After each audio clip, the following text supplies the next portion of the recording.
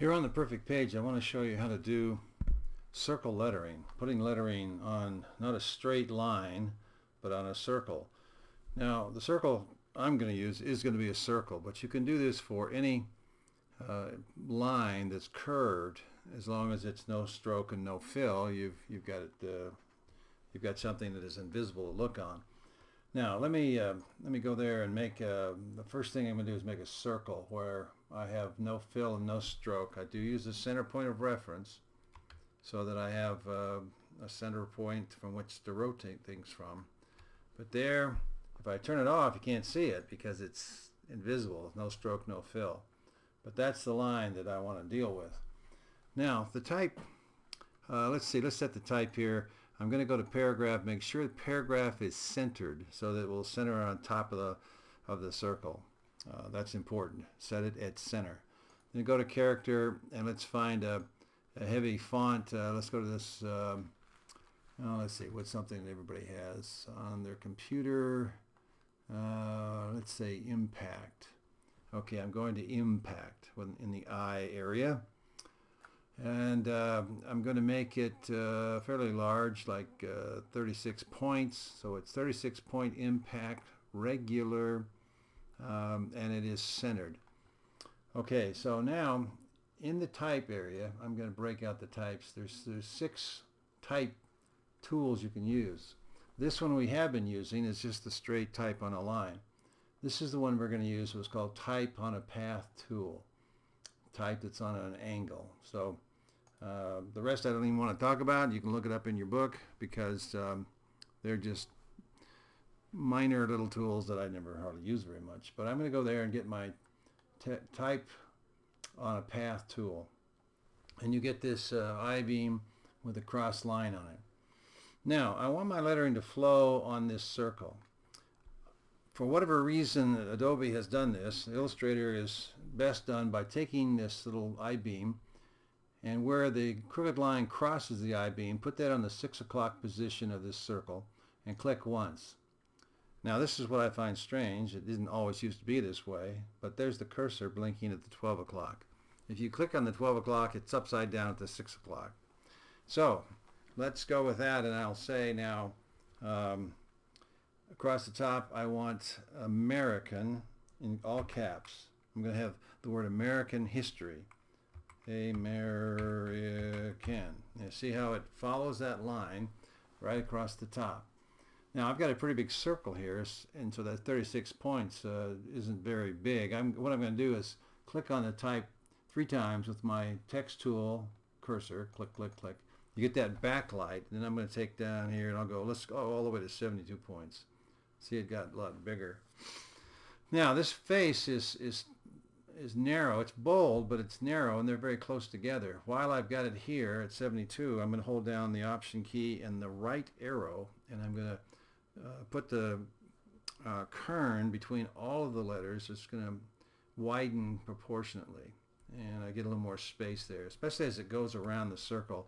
The base of the letters, especially the A and the M, because they are angled, get very close together. If you don't like the angle, the A and the M, you can put the cursor between just those two, hold down the Option key and the right arrow and push those apart a little bit more. Same thing over here with the A and the N. Option key and the right arrow, and it pushes them a little bit further apart. Okay, so now I have American on the top here, and I want to put history on the bottom. And we want history to be right reading, so it's right side up. Now in order to do that, I'm going to make a copy of this circle. And I just Shift key and just get a copy of this circle and pull it out. I want the Option key is the key that makes the copy. The Shift key will bring it straight down, but it doesn't matter. You can just set it out here someplace. And now I have 2 Americans. Now remember, it's invisible, the circle it's sitting on. But I want the second American to be history. So click, click, click with my type tool on that second American and just type history. Now I need it to be on the bottom. So back to my black arrow, and you see this little handle right here. Now I'm going to do 2 things. I'm going to click on the handle, and I'm going to pull it like a little choo-choo train going around the tracks until I get to the bottom. But it's upside down. I want it inside the circle right reading. So don't let go of that handle. Just come up inside and it kind of jumps around a little bit. Now I'm inside. See, my arrow's inside the circle. I'm bringing my circle around until it kind of balances. So there history is. Right reading inside the circle, and I let go. Okay, now that little tank right here, that as I spun it around, you see this mark on the opposite side at 12. That means it's pretty well balanced. But it's not, it's inside the circle where American is outside the circle. So here's another little thing we got to do. Take the text tool and click on history, click, click, click. Now, in the characters, make sure your options are showing.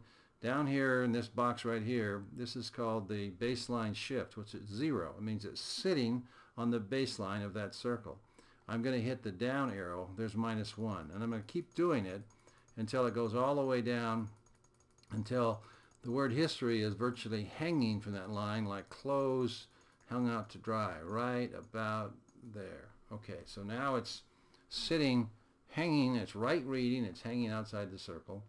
Now I'm going to take that second circle with history and I'm going to put it back center point of reference so that it's sitting there, and you see when I click away I have two circles, one on top of the other, but I can't see the circles because they're invisible, and so I see American history. Now that's still pretty big, so I've got some choices to make. History has got a lot of gaps in it here, so I'm going to click on history, click, click, click, and I'm going to option key and left arrow and close down those gaps a little bit more. But at the same time, both of them are 72 inches. I'm going to take my black arrow and I'm going to select both circles. Now I have American and history, and it's 72 points. I can start clicking that up and see they each get bigger and bigger and bigger because both of them are responding, except that history is coming inside the circle a little bit. So I'm going to push that until I get a gap like this. I need to have some space here and here so that it reads American on top and history on the bottom. That might be, maybe that gap should be a little bit more. I like the size, so I'm going to deselect, and then I'm going to take, see the history came in up inside because it got bigger. Click, click, click. There's history. See, it's up inside. Let's go -56, and let's minus this down a little bit more. Okay.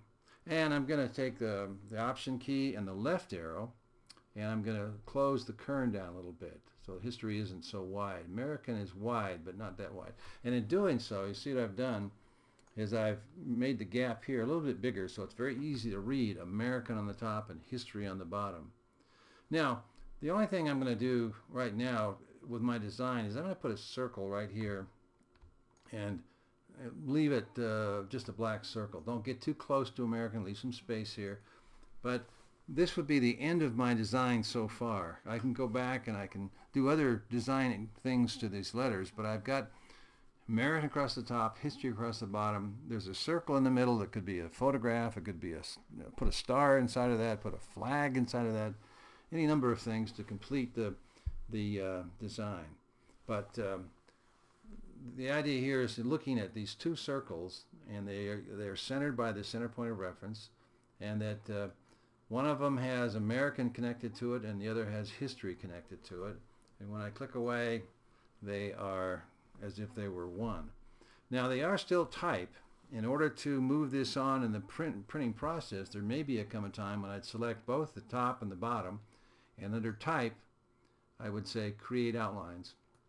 And now there are no more paths, there's nothing there other than these shapes with all their little anchor points defining the shapes that happens to look like the letters that say American history. I'd probably group all this together, Command G, so that it's all together and it won't move around. There is more design things I can do with this, but I want you to see how it is that you get circular lettering.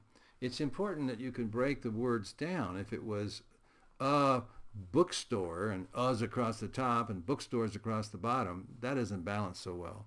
So it's best to find some verbiage that has about the same number of characters above or below that would make this balance out. And the space between here, big enough to make sure you're not reading sideways, but not so big that there's a giant gap there.